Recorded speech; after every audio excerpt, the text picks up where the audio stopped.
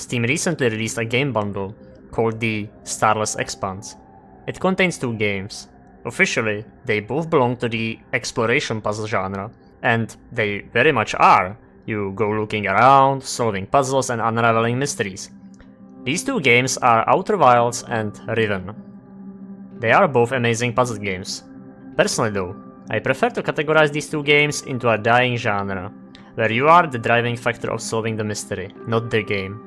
There will be no quest markers, no set of steps to complete your objective, there is no yellow paint, and there certainly isn't much dialogue to concretely tell you what to do.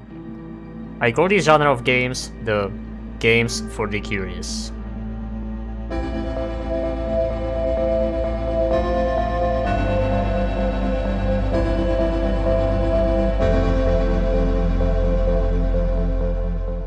Alright, now for the games of the curious, I do understand why games like these don't get made much anymore though. They are often cryptic, could be quite difficult to solve, and they are super slow. Sometimes even frustrating, sometimes very difficult to solve and navigate. In some instances, you might even require a pen and paper to keep notes of what you find to progress further. These games are quite ruthless too, and put complete trust in the player themselves to figure things out. A very recent, extremely popular example of this, I'd say, is actually Elden Ring. It's a little bit of a stretch, sure. At its core, Elden Ring is an open-world Souls-like. Both of these genres are on the contrary very popular in the gaming space right now, but underneath all the surface-level gameplay, Elden Ring actually very much exhibits the features of a game for the curious as well. And I love it infinitely more for that. Elden Ring does not care if you don't find this or if you don't come across that. It hides entire biomes from you, and it doesn't care if you skip 40% of the game's content. And while previous From Software titles were like this to some extent too, Elden Ring took it to a whole larger scale.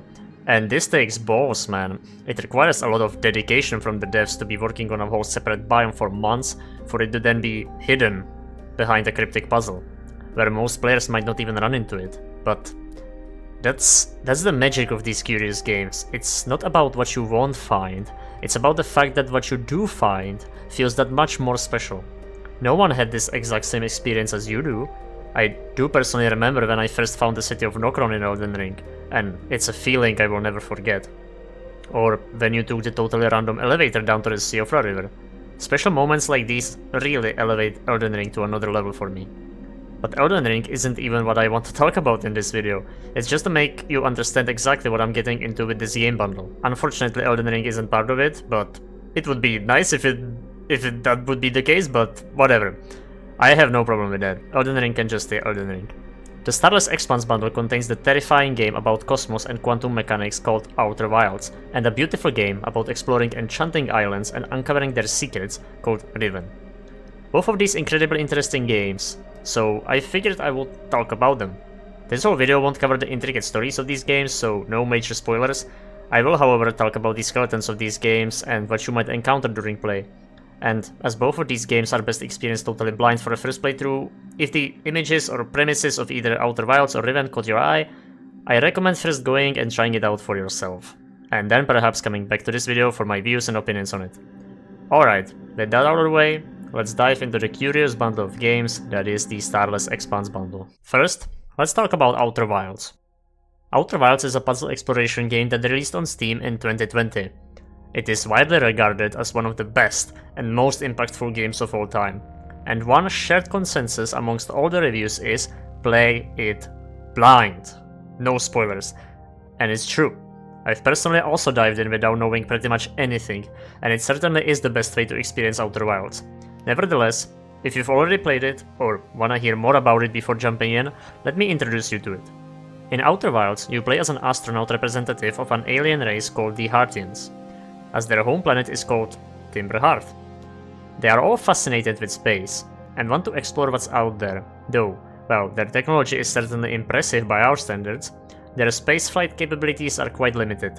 Though, after some time, some Heartians manage to get into space, and further than just their home planet and moon. However, pretty much all of those explorers got lost somewhere in space, and have never returned. Here comes you, a fresh candidate pilot for a new Heartian ship, ready to explore the outer space.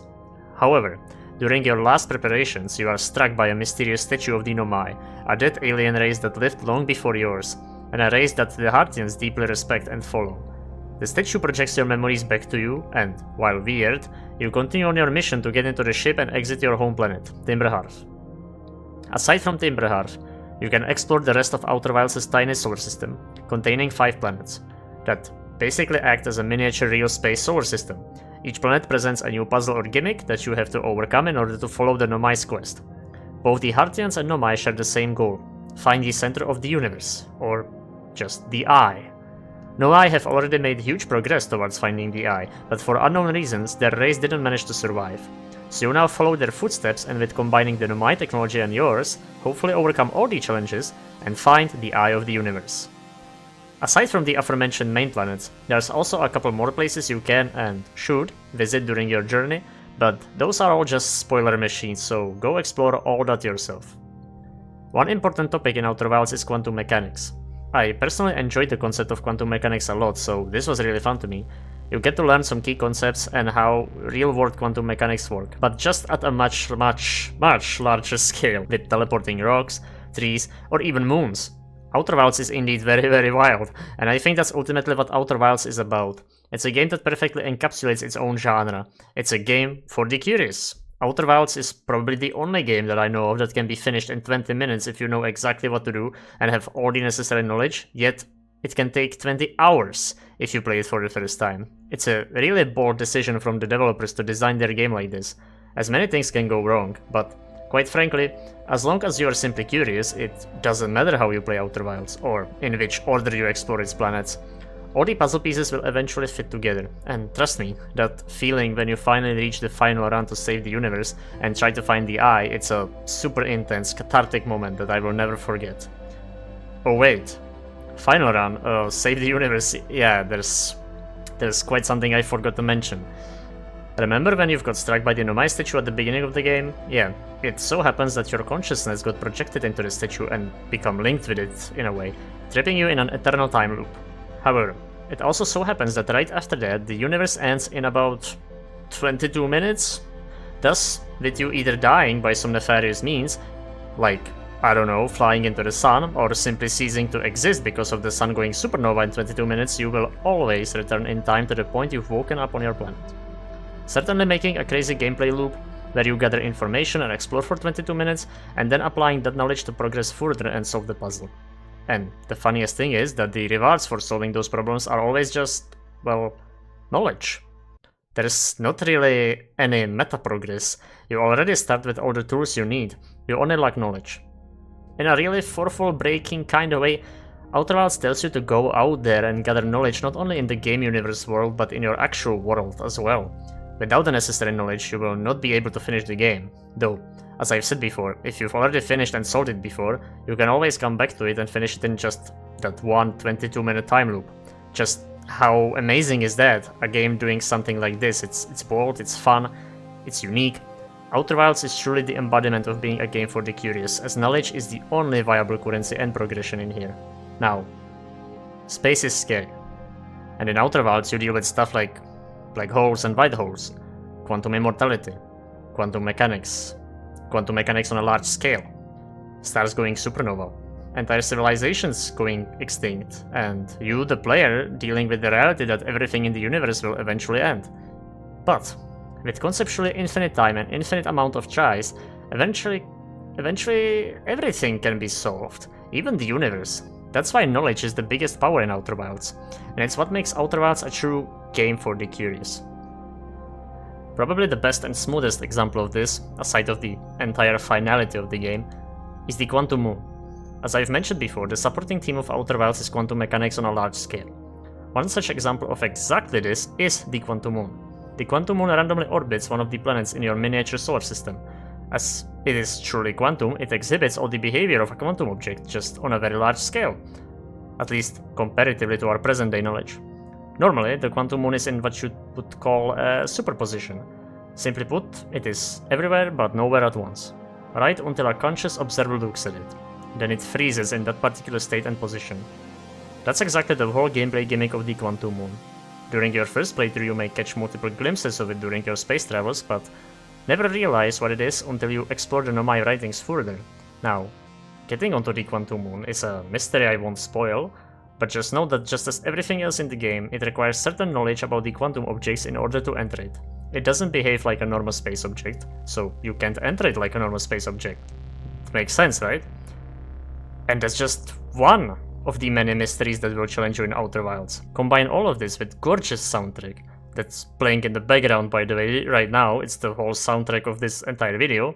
It has extremely fun science-based ideas and a genuinely compelling story about finding the rest of the Heartians and unraveling the truth about the Nomai, and consequently, attempt to save the universe and find the Eye. And you get a game that can most certainly be labeled a masterpiece. And Outer Peaks definitely fits into my pantheon of gaming glory as one of the best games I have ever played, and I will never forget about it. If you've already played it, definitely don't be shy to leave a comment down below what was your experience with it, though also try not to spoil some of the key stuff. I think I've already spoiled quite enough here in this video. But anyways, that's just half of the bundle.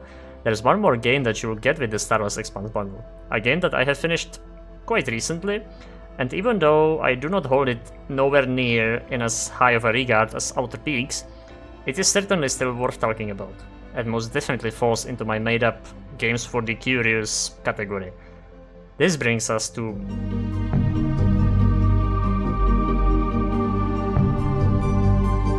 Riven was originally a point-and-click style adventure game released in 1997, and its original complete name was actually Riven, a sequel to Myst, where Myst was a really similar game to Riven.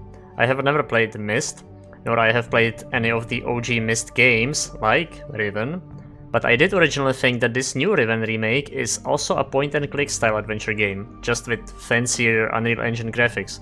Well, in reality, it isn't. You actually get to steer and walk your character in this installment. Whoa, well, that was really cool, but also scary at the same time. The Myst games are notorious for their complex puzzle nature, and this remake of Riven is no different. So with complete freedom to walk and look anywhere, ironically, in a way the game actually becomes a bit more difficult, as it's now entirely on you to look at the right things, interact with the right objects, and take pictures and notes as you travel. Yes, you've heard me right, pictures and notes. Pictures and notes, children. We are getting into some very anti-TikTok audience territory here. You will have to take this game slow. Really slow if you actually want to solve the mysteries of Riven. But, well, so what is it about really? And why is it bundled with Outer Peaks? Well, Riven is about exploring various small islands in a magical made-up world of Riven. Every island contains its own mysteries and they all intertwine together to help you solve the ultimate Golden Dome Island puzzle and access a special prison tower, in which a certain someone is waiting to be saved by you.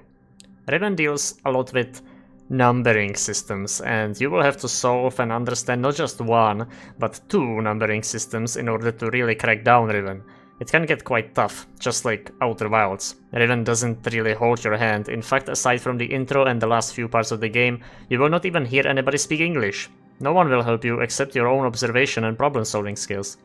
In this, Outer Wilds and Riven can certainly hold hands. As both games don't really bombard you with map markers or objectives, you simply just kinda have to do this one grand thing you set out to do.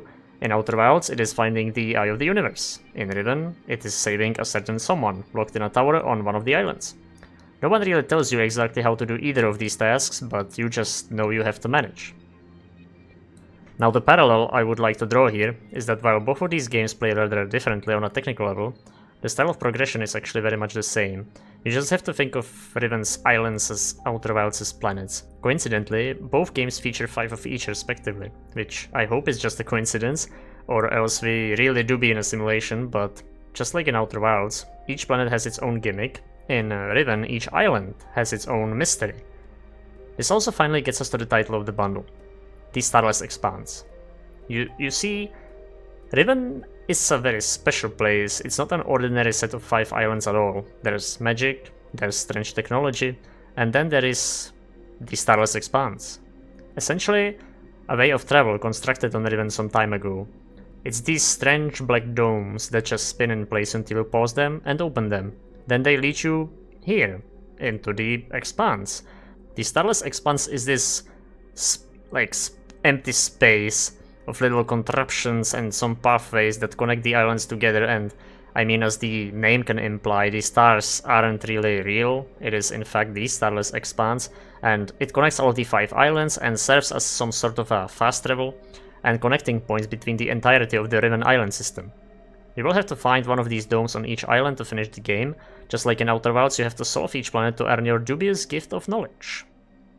In this, Riven is a bit different though. There is certainly a lot more mandatory steps that need to be taken in order to finish.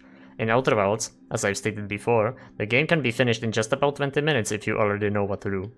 Riven has a few more mandatory steps in order to finish baking this golden dome cake, but that's fine. Nevertheless, it doesn't defeat the purpose of being a curious game. There is nothing that Riven will tell you in order to solve its numbering systems. You have to work with what you find in the world.